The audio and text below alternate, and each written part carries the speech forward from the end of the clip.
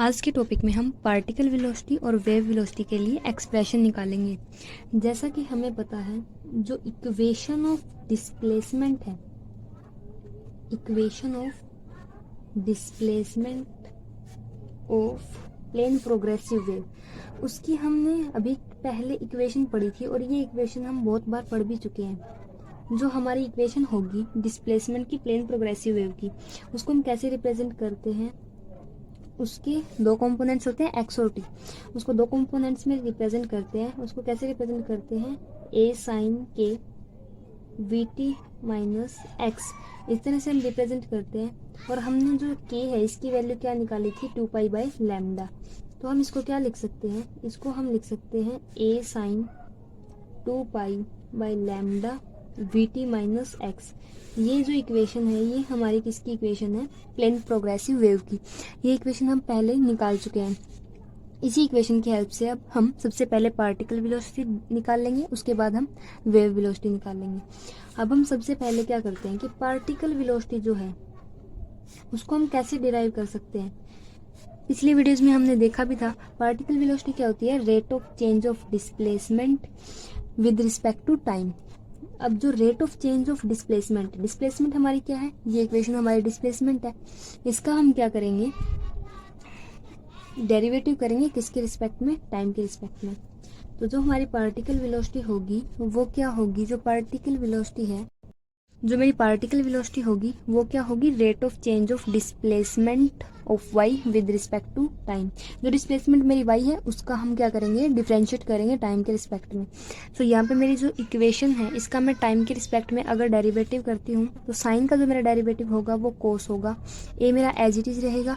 अब हम क्या करेंगे, इस फैक्टर का, जो ये मेरा फैक्टर है 2 पाई लैम्डा वी टी, अगर मैं इसका डेरिवेटिव करती हूँ यहाँ से जो मेरे पास वैल्यू आएगी वो आएगी 2 पाई बाई लैम्डा, और वी टी का अगर डेरिवेटिव करते हैं तो टी का 1 हो जाएगा और वी इसके मल्टीप्लाई में। ये मेरी फर्स्ट इक्वेशन बोल देती हूँ मैं इसको, ये मेरी सेकेंड इक्वेशन होगी। अब हम क्या कर सकते हैं, डी वाई बाई जो डी टी है मेरा, उसकी हम क्या करेंगे, मैक्सिमम वैल्यू निकालेंगे। और हमें पता है कि कोस की मैक्सिमम वैल्यू कितनी होती है, 1।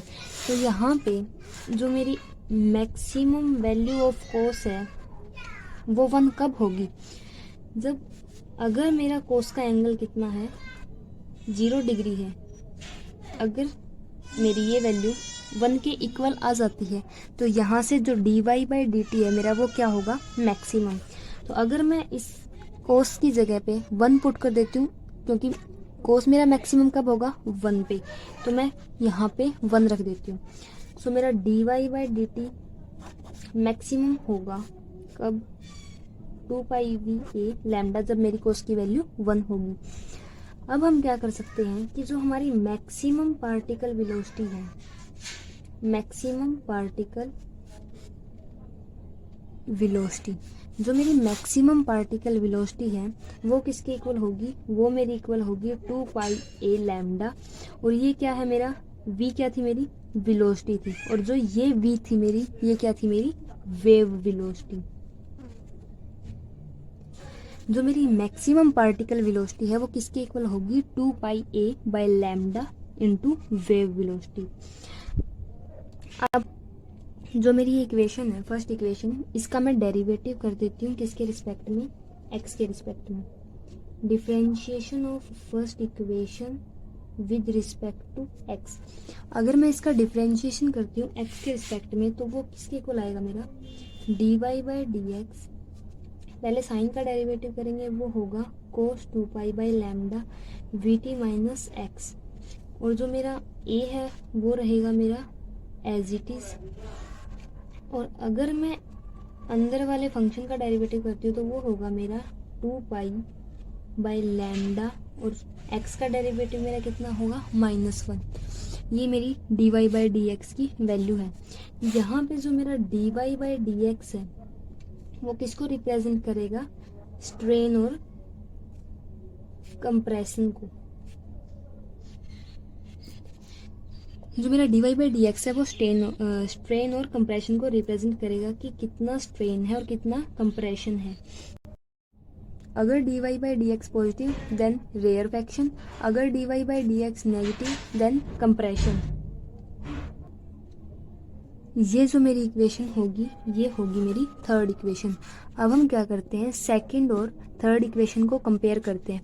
अगर हम कंपेयर करके देखते हैं तो ये मेरा 2π/λ यहाँ पे भी है, ए मेरा यहाँ पे भी है, ये मेरी सिमिलर है। बस डिफरेंस ये है कि मेरा यहाँ पे इस सेकंड इक्वेशन में v है और फर्स्ट इक्वेशन में -1 है।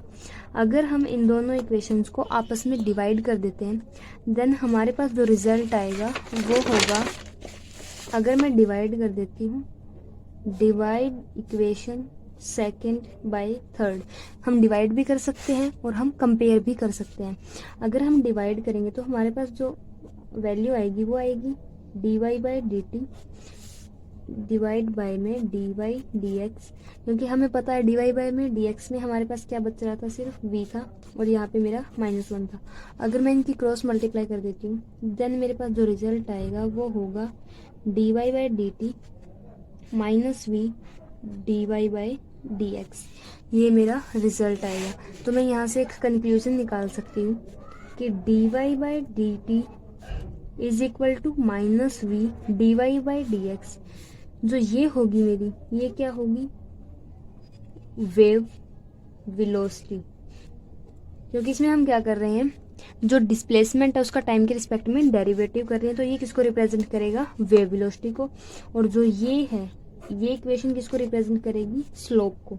तो ये होगा हमारा slope of the displacement curve. Slope क्यों होगा ये, क्योंकि हमें पता है कि change in y by change in x किसके इक्वल होता है, हमारा स्लोप के इक्वल। सो जब dy/dx से ये हमारा v के इक्वल होता है, ये वेव वेलोसिटी को रिप्रेजेंट करेगा।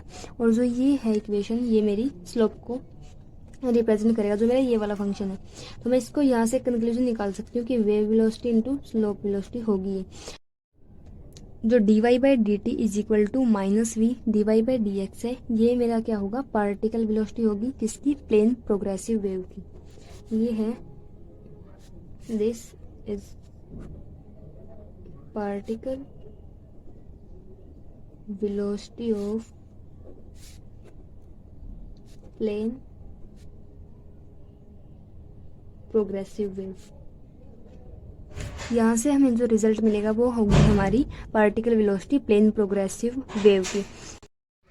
ये है हमारी पार्टिकल वेलोसिटी। अब हम क्या करेंगे, जो हमारी ये थर्ड इक्वेशन है, थर्ड इक्वेशन क्या थी हमारी, वो थी हमारी, जो ये हमारी थर्ड इक्वेशन थी 2π/λ a cos 2π λ vt x। इस इक्वेशन का अब हम क्या करेंगे, डबल डेरिवेटिव करेंगे। ये हमारे यहाँ पे जो dy/dx की वैल्यू है, इसका हम फर्दर डिफरेंशिएशन करेंगे।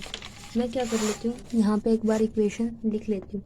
जो मेरी इक्वेशन थी वो थी dy/dx, वो किसके इक्वल थी, वो थी -2π λ a, साथ में था हमारा cos 2π λ और यहाँ पे था vt x। अगर मैं cos का डेरिवेटिव करती हूँ, इसके साथ मल्टीप्लाई में था, अगर मैं इसका cos का डेरिवेटिव करती हूँ वो होगा मेरा साइन। ये मेरा जो फंक्शन है cos का वो एज इट इज रहेगा। अब मैं क्या करूँगी, ये भी मेरा एज इट इज रहेगा। यहाँ पे x के रिस्पेक्ट में मैं डेरिवेटिव कर रही हूँ, तो मैं क्या करूँगी, 2π/λ की मल्टीप्लाई में यहाँ पे 2π/λ की मल्टीप्लाई में यहाँ पे x से करती हूँ। तो अगर मैं इसका डिफरेंशिएशन करती हूँ x के रिस्पेक्ट में, तो ये सेम चीज़ दोबारा रिपीट होगी मेरे पास, और इसीलिए इसका यहाँ पे ये स्क्वायर है। और जो मेरा एम्पलीट्यूड है a, वो यहाँ पे एज इट इज रहेगा। अब हम क्या करेंगे, जो हमने dy/dt निकाला था पीछे, ये मैंने यहाँ पे dy/dt निकाला था, dy/dt था मेरा 2π/λ cos 2π/λ vt x। इसका हम सेकंड डेरिवेटिव करेंगे फर्दर। अब मैं इस इक्वेशन को एक बार यहाँ पे लिख लेती हूँ ताकि हम इसका फर्दर डेरिवेटिव कर सकते हैं। जो dy/dt है मेरा, वो किसके इक्वल है, वो है 2πva/λ cos 2π/λ vt x। अब हम इस इक्वेशन का क्या करेंगे, सेकंड डेरिवेटिव। अगर मैं इसका सेकंड डेरिवेटिव करती हूँ वो क्या होगा, d²y/dt²। जो मेरा कोस है उसका डेरिवेटिव क्या होगा, मेरा कोस का डेरिवेटिव यहाँ पे होगा साइन 2π/λ vt x। अब मैं जो डेरिवेटिव कर रही हूँ वो किसके